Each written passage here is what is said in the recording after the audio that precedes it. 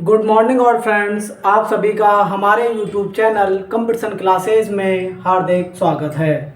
मैं सुहेल चौधरी आज आपको बताऊंगा मदर टेरेसा की जीवन के बारे में। आप सभी लोगों ने मदर टेरेसा का नाम सुना होगा, लेकिन आपको मुझे लगता है कि इनके किरदार और इनके काम के बारे में आपको नहीं मालूम होगा।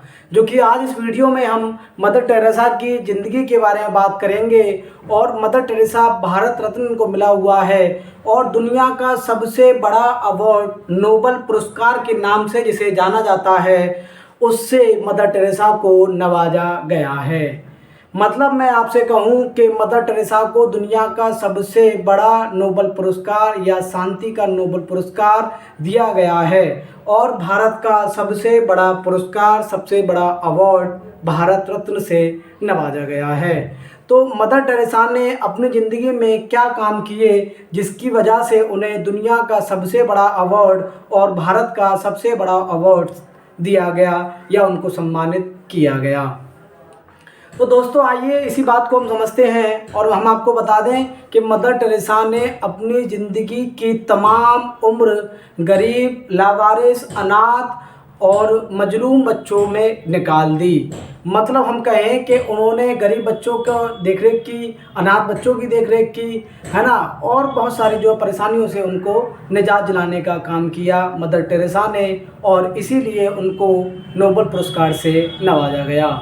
तो एक बार देखते हैं, हम ऊपर लिखा हुआ है सबसे पहले भारत रत्न मदर टेरेसा।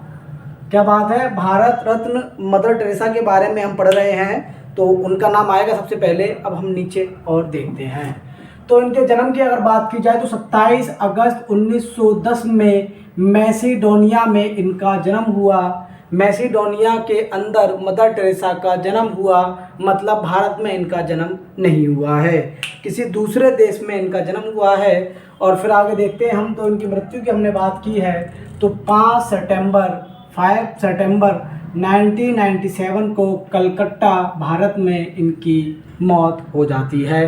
कलकत्ता पश्चिम बंगाल की राजधानी है और भारत की राजधानी भी रह चुकी है कलकत्ता 1911 तक। 1911 के बाद से फिर दिल्ली को राजधानी बनाया गया। तो हम उसी कलकत्ता की बात कर रहे हैं। कलकत्ता में इनका निधन हो जाता है मदर टेरेसा का। और मदर टेरेसा की अगर वास्तविक नाम की बात की जाए, इनके हकीकत में क्या नाम था और बाद में मदर टेरेसा पड़ा, तो उसके बारे में हम बात करते हैं। तो इनका ओरिजिनल नाम है या वास्तविक नाम है अग्नेस गोंजा बोजांगजू। अग्नेस गोंजा बोजांगजू इनका ओरिजिनल नाम है और इनको पूरी दुनिया में मदर टेरेसा के नाम से जाना जाता है। आइए देखते हैं इन्होंने और क्या काम किए। तो 1926 में नन के रूप में आध्यात्मिक जीवन प्रारंभ किया। कहने का मतलब यह है कि ये नन के रूप में इन्होंने अपने जीवन की शुरुआत की। या 1926 में इन्होंने कह दिया कि मुझे नन बन के रहना है। जैसे आपने देखा होगा कुछ लड़कियां नंद बन जाती हैं श्री कृष्ण की, या मैं कहूँ कि वो शादी नहीं करती हैं और अपने जीवन को अकेले ही व्यतीत कर देती हैं। तो ऐसे ही कुछ इन्होंने ऐसे ही किया मदर टेरेसा ने।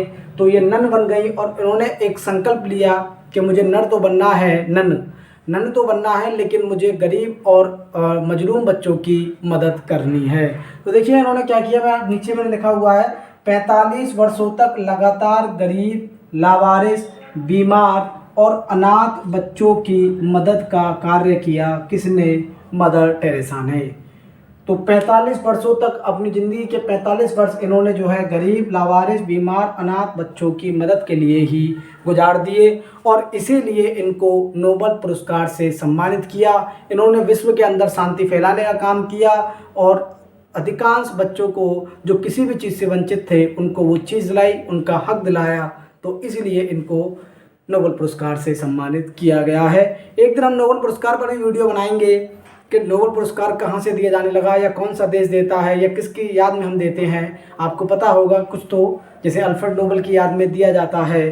तो ऐसी कहानी किन फील्डों में दिया जाता है। तो एक दिन हम नोबल पुरस्कार को लेकर पूरी वीडियो साझा करेंगे आप लोगों से, लेकिन अभी आप फिलहाल में मदर टेरेसा के बारे में देख रहे हैं। 1948 में इन्होंने भारत की नागरिकता स्वीकार की। कहने का मतलब ये है कि इनका जन्म मैसेडोनिया में हुआ, ये वहीं रहती थी, लेकिन ये 1948 में भारत की इन्होंने नागरिकता को स्वीकार कर लिया, क्योंकि 15 अगस्त 1947 को भारत एक आज़ाद मुल्क बना था। इससे पहले ये अंग्रेज़ों का गुलाम था। तो 15 अगस्त 1947 को भारत एक मुल्क बना और इन्होंने जो है 1948 में भारत की नागरिकता ले ली। जैसे ही भारत आज़ाद हुआ तो भारत ने नागरिकता देने के लिए अपने कुछ संस्थाएं बनाई, कुछ तकनीकी का यूज़ किया या एक एक्ट बना के पारित किया, उसके थ्रू इन्होंने नागरिकता भारत की ले ली है 1948 में। देखिए, बड़े लोग जो होते हैं, अच्छे काम जो दुनिया में करना चाहते हैं, बहुत सारे देश या अधिकांश देश ये चाहते हैं कि ये व्यक्ति हमारे देश की नागरिकता ले ले, जिससे कि हमारा देश का नाम हो। जैसे मदर टेरेसा ने नोबेल पुरस्कार प्राप्त किया है, भारत रत्न प्राप्त किया है, तो भारत को ऊंचाइयों तक ले जाने का काम किया, भारत का नाम हो रहा है। तो कोई भी मुल्क नहीं चाहता है, हर मुल्क ये चाहेगा कि ऐसे व्यक्ति हमारे देश में आए और हमारे देश में रहें और अपने काम को जो है अंजाम देते रहें। तो भारत में बहुत सारे लोग आए हैं दूसरे देशों से और अपने यहीं रह गए, यहीं सिमट कर रह गए और भारत को ऊंचाइयों तक ले जाने का काम किया है।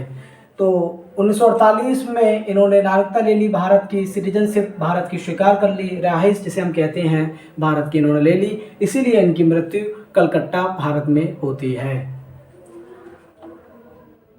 1989 को नोबेल शांति पुरस्कार से इनको नवाजा गया। तो इनको पुरस्कार जो मिला है 1979 में, इनको नोबेल पुरस्कार या नोबेल शांति पुरस्कार इनको दिया गया। दुनिया के अंदर शांति का काम इन्होंने किया और गरीब और मजलूम लोगों को शिक्षा देने का काम किया मदर टेरेसा ने, या उन लावारिस लोगों की या अनाथ लोगों की हर तरीके से मदद करने का काम किया मदर टेरेसा ने। और इस चीज़ को देखते हुए दुनिया का सबसे बड़ा पुरस्कार नोबेल शांति पुरस्कार से इनको नवाजा गया है। और ठीक एक साल बाद भारत के लोगों ने सोचा कि जब इनको दुनिया का सबसे बड़ा अवार्ड दे दिया गया है तो हमें तो अपना अवार्ड देना ही चाहिए, जिसने हमारे देश को इतने ऊंचाइयों तक लेकर गए।